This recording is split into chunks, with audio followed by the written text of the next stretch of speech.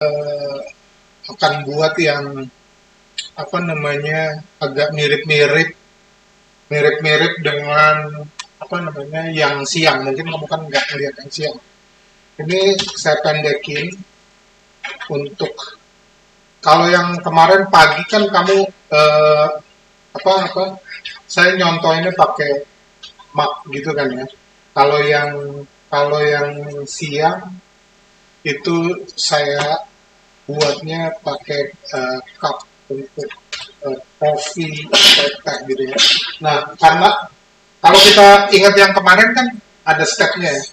Yang pertama kan kita ngomongin proporsi, kita cukup ngambil dari primitive object gitu ya. Apapun yang agak mirip-mirip lah. Karena ini agak kita mau buat cup jadi kita perlu silinder. Habis itu kita perlu edit. Kemarin kita ngedit itu cuma pakai extrude plus apa namanya saya kalau sendiri lupa ya.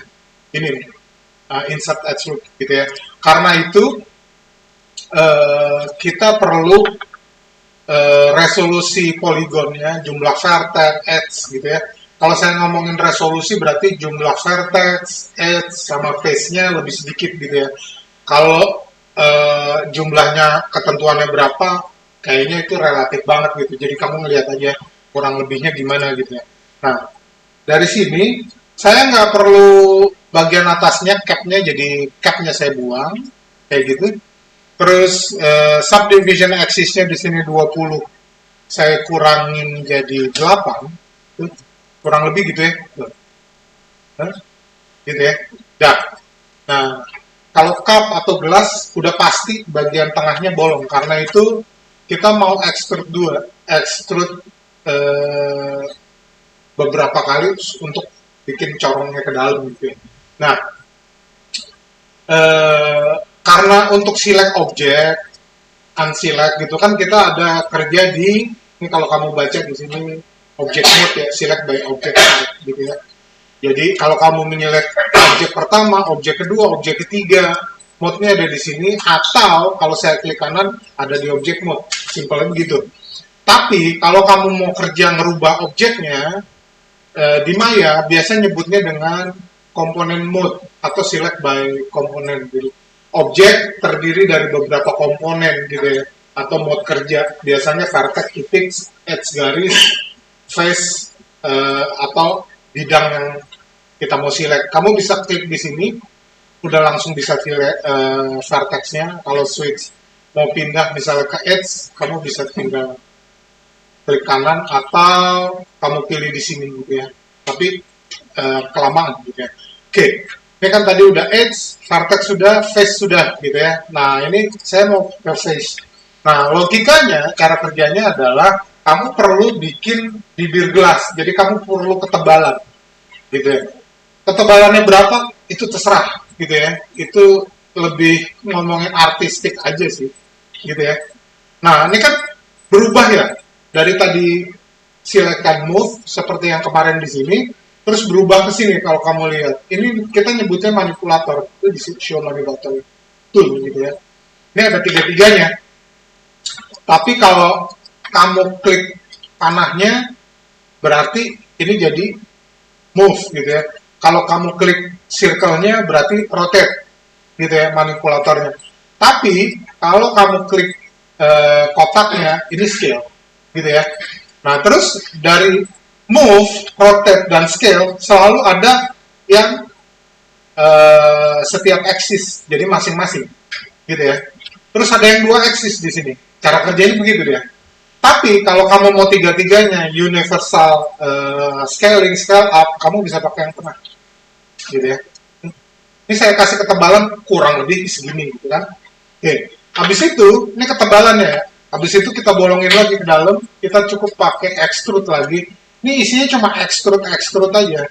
Habis itu supaya kita tahu sampai seberapa jauh ke bawah, kamu buat dia jadi wireframe mode atau tekan 4 atau shading wireframe, ke wireframe. Tadinya di sini ya. Terus dia pindah ke sini. Gitu ya. Nah, oke, habis itu panahnya saya turunin kurang lebih aja. Nah kan biasanya bagian bawahnya lebih tebal ya, mau mug, cup atau apapun gitu ya. Oke, basicnya ya secara proporsi bentuknya seperti ini gitu ya. Cuma akan menjadi masalah kalau kita kasih smoothing. Masih ingat ya, smoothingnya kemarin bisa pakai smooth ini, tapi kita milihnya smooth proxy karena apa? Original objeknya akan berubah menjadi proxy, nggak berubah sih gitu-gitu aja, cuma disebut menjadi proxy. Tapi subdiv proxy tool ini akan menduplikat original objeknya yang disebut proxy menjadi smooth object. Smooth objeknya ini itu terkonek kalau originalnya atau proxy-nya dirubah, ya, smooth-nya ikut berubah, plus ada tambahan smooth tool gitu ya. Smooth tool itu mirip-mirip ini. Jadi ini tuh kayak integrated tool dua objek yang terkonek tapi hasil smooth-nya ditambahin smooth tool gitu. Itu aja. Oke, ini saya buka ya. Begitu saya buka yang tadi subdivision-nya ini ngomongin resolusi lah ya. Ini kan low sekali, terus kita division levelnya atau intensity of smooth-nya, smooth levelnya itu di division level. Ini kemarin kita kan satu kayaknya kurang gitu ya, makanya kita pakai dua gitu ya. Ini sisanya kamu bisa cek di Google atau apa, ini jarang sekali berubah gitu ya. Nah, habis itu di bagian bawah, ini kita ngomongin proxy, jadi bagian atas kita ngomongin smooth atribut atau smooth parameter, yang di bawah kita ngomongin proxy-nya. Nah ini kemarin kan kalau kita transparan nanti dia transparan, karena sekarang kasusnya kamu masih belajar, gitu ya, jadi kamu perlu ngebandingin antara proxy objek dengan smooth objek, gitu ya. Jadi ini saya keep. Kalau di remove, kamu sama aja pakai yang ini, gitu ya. Ini pakai yang smooth ini, gitu ya. Oke, ini saya keep, terus subdiv proxy-nya yang originalnya itu tetap bisa di render, gitu ya. Oke, saya smooth.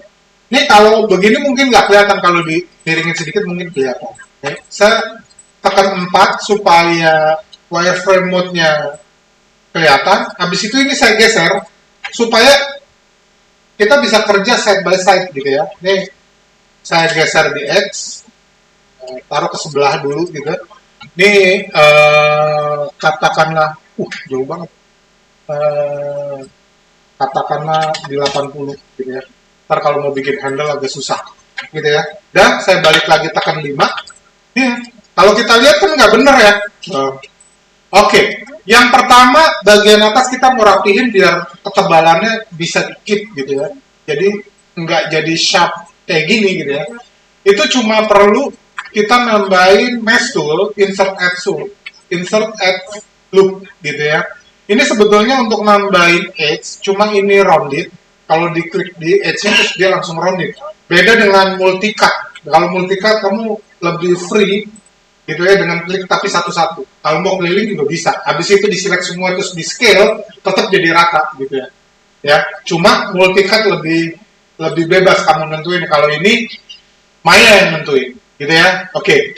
Nah, ini kita klik, cara kerjanya klik, tahan, lalu kamu arahin dia mau di-apply di mana, gitu ya. Jadi ini kalau ini saya klik, tahan, kan saya masih bisa geser-geser, gitu ya. Ini kurang lebih saya taruh di sini, gitu. Nih ya, kalau di sini aja udah mulai berubah. Terus di luarnya saya klik, tahan, gitu. Terus saya lepas. Nah, kalau kamu lihat ketebalannya udah bagus ya, gitu ya. Kalau kamu mau dia lebih sharp, tapi tetap ada bevelnya, simple. Ini saya lepas seleksinya. Untuk select 1, kamu klik begitu aja. Tapi kalau kamu mau select rounded, kamu double klik. Gitu ya. Kalau kamu mau nambah seleksi, double klik juga di bagian edge yang dalam. Jadi, rounded selection yang di luar, rounded selection yang di dalam. Kalau kamu perhatiin, ya, kalau jarak antar edge-nya berdekatan, dia jadi lebih sharp. Tapi bevelnya tetap dikit, gitu ya. Bevel masih tetap ada, tapi jadi lebih sharp. Kamu perhatiin ya, ini kalau saya turunin, dia jadi lebih smooth. Kalau makin jauh ke bawah, dia akan jadi sharp. lebih lancip bagian atasnya, gitu ya. Tapi